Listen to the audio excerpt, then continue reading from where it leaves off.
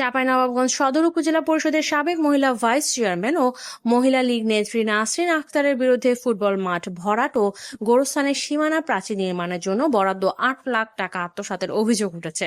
শনিবার গোবরাতলা ইউনিয়নের ঘুঘুডিমা বাজারে স্থানীয়দের আয়োজনে মানববন্ধনে এ অভিযোগ তোলা হয়। বক্তারা জানান 2019-20 থেকে 2022-23 অর্থ বছরে 4 দফায় এ টাকা বরাদ্দ হলেও মাঠ ভরাট বা প্রাচীর নির্মাণের কাজ হয়নি। এছাড়া মাঠ সংলগ্ন পানি উন্নয়ন বোর্ডের গাছ কেটে বিক্রির অভিযোগ ওঠে তাদের বিরুদ্ধে। তারা অভিযুক্তদের গ্রেপ্তার ও অর্থ ফেরতের দাবি জানান। অভিযোগ অস্বীকার করে নাসরিন আক্তার বলেন, ক্লাবঘর নির্মাণ নিয়ে বিরোধের জেরে তাকে হেয় করতে এসব কথা বলা হচ্ছে। উপজেলা নির্বাহী কর্মকর্তা মারুফ আফজাল রাজন জানান, লিখিত অভিযোগ পেলে তদন্ত করে ব্যবস্থা নেওয়া হবে।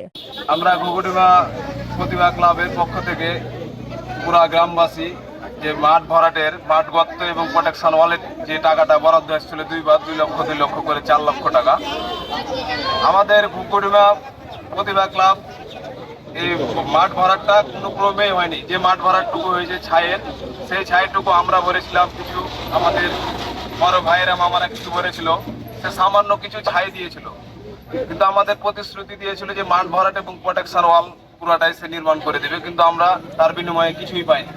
আমাদের অভিযোগ হচ্ছে যে আমাদের হচ্ছে গর্ত ভরাটের জন্য সরকারি বরাদ্দকৃত আপনার হচ্ছে 4 লাখ টাকা ছিল, ওই টাকা পুরোটাই মেরে দেওয়া হয়েছে। তারপরে আবার হচ্ছে একটা প্রোটেকশন ওয়ালের জন্য একটা বাজেট ছিল, সে বাজেটটা কমপ্লিটলি আত্মসাৎ করা হয়েছে।